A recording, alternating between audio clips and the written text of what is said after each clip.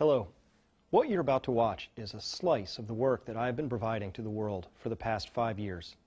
It explains how the economy, energy, and the environment, what I call the 3 E's, will combine in ways that could create a massive, possibly even disruptive shift in our accepted way of life.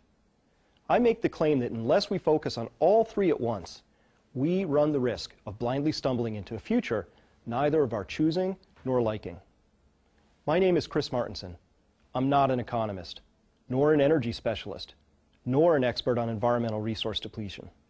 What I am is a trained research scientist, a businessman, and a father of 3 young children. I have a PhD in pathology from Duke University and an MBA from Cornell. But my most important qualification is that I'm a concerned citizen. I have made profound changes in my life based on the information contained in my work, some of which you will see today. I got out of the stock market a while ago at much higher levels. I sold my house during the run-up and moved into a rental in a community my wife and I judged to be better prepared for the future. I bought gold and silver far in advance of the current crisis, back when it was a crazy thing to do, according to most financial professionals, and at much lower levels. How did I know to do all of this? How did a guy so far removed from the center of power see all of this coming so far in advance? How did I know that a major crisis of money itself was in our future? I'm not a prophet, nor a guru. I am someone who knows how to dig through the information and then trust himself to make sense of it all. And I want to help you and your community understand what is going on and why it's happening. I believe that the single most important set of actions you could take today would be to deepen your understanding of the challenges and new opportunities that we face in the economy, energy, and the environment, and to help your community become more prepared for the future. While I talk about preserving wealth and use the economy as the lens through which I bring the world into focus, this is not all about money. Money is a representation of wealth, but it is not a comprehensive descriptor of wealth. Your deepest wealth lies in the strength and resiliency of your local community. Does it make sense that we can always, forever be increasing debts into the future without any repercussions, no day of reckoning? The more complicated a problem is, the more that solution has to be rooted in actual understanding of what the problem is. There are a lot of entities out there right now that all have massive funding needs, and they need to get all of these at the same time. And so I have questions about how we're going to do that. Just ask yourself, does it make sense? Is this the right thing we should be doing with our money at this time?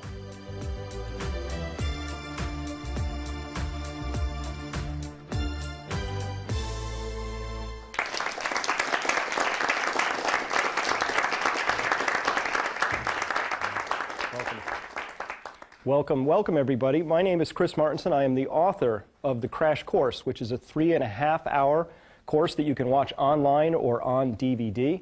I am also the holder of the End of Money Seminar Series, which is a full 50 hours of fun, which takes me a whole weekend to get through some of the material that we're going to talk about today. Now, today we're just going through a very tiny slice of those pieces of work. And before I start there, I want to tell you a little bit about myself.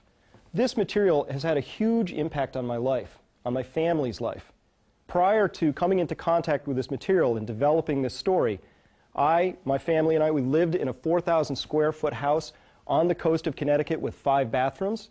Today we're renting a smaller house, less than half the size, in western Massachusetts. Prior to coming in contact with this material, I was a vice president of a Fortune 50 company. Today I have solely dedicated my life to getting this message out. I not only work with this material, I'm actually living this material. Now, if I was going to summarize everything that I do, everything into a single statement, it would be this. The next 20 years are going to be completely unlike the last 20 years. Now, why is this important? This is critically important because what we tend to do is we tend to model what's about to happen on what just happened. And that's a perfectly good way to live your life unless there's a corner coming, in which case that's a liability. And my work is about presenting some data, some facts, some information, yes, some of my beliefs wrapped in there, that there's a sharp corner coming. And that's what I'm going to go over with you today, is a couple of the corners that I see out there. Now, I didn't stumble into all of this all at once. I didn't find a book I could read. I had to develop this material slowly, and it began with some questions that I couldn't resolve for myself, some senses that things weren't right.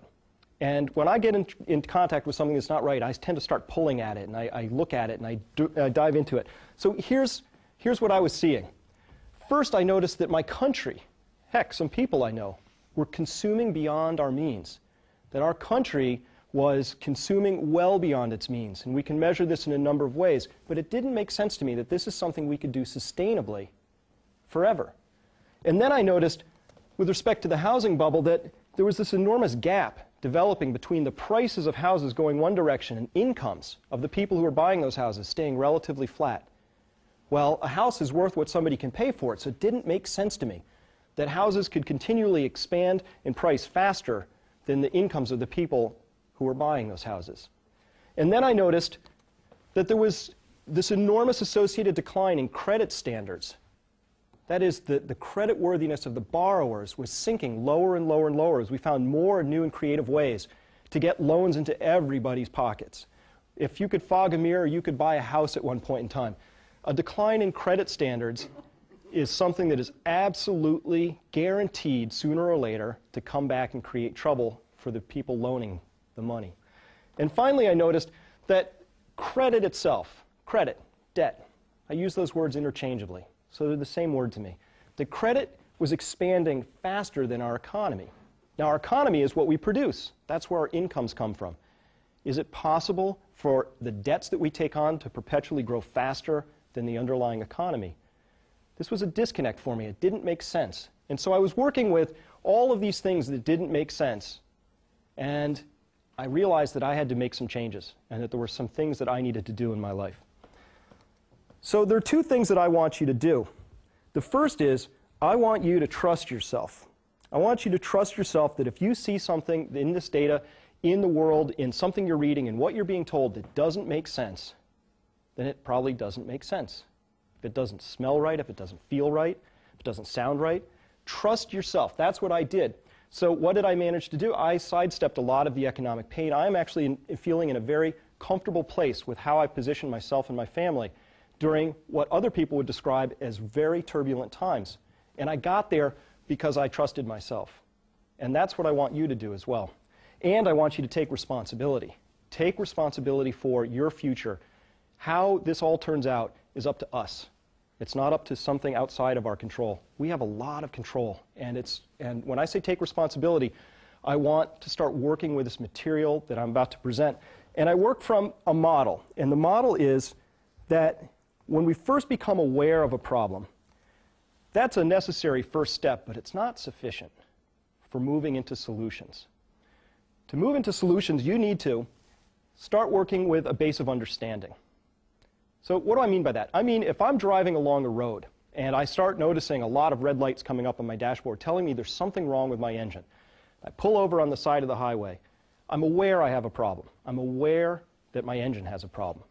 Now, I might not understand how an engine works or how one operates. So it wouldn't make sense for me to open the hood and start pulling wires and taking a lot of bold actions because I don't have an understanding of the problem. I only have awareness. So I want to move from awareness into understanding, and that means you have to own this material. You've got to eat it. You've got to breathe it. You've got to work with it. And it takes time. So what I've done is I've attempted to take 5 years of study and collapse it into something that you can work with in a fraction of the time it took me to get to this level of understanding. And that's the purpose of my work. And then once we get there, once we have some understanding, that's when we go to solutions. That's when we can start talking about things we might do for ourselves, for our communities, for the nation.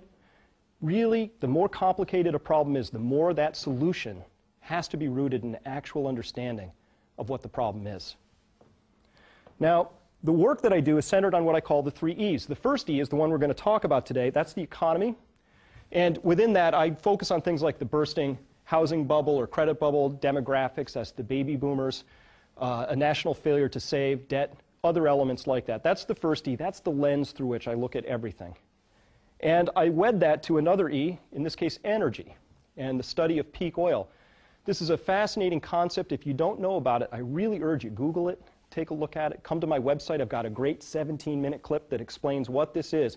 But it's really profoundly important because our economy depends on energy, just like all economies do. And there's some questions about that coming forward, that being the energy portion. And then finally, the environment. And what I focus on is resource depletion, primarily that driven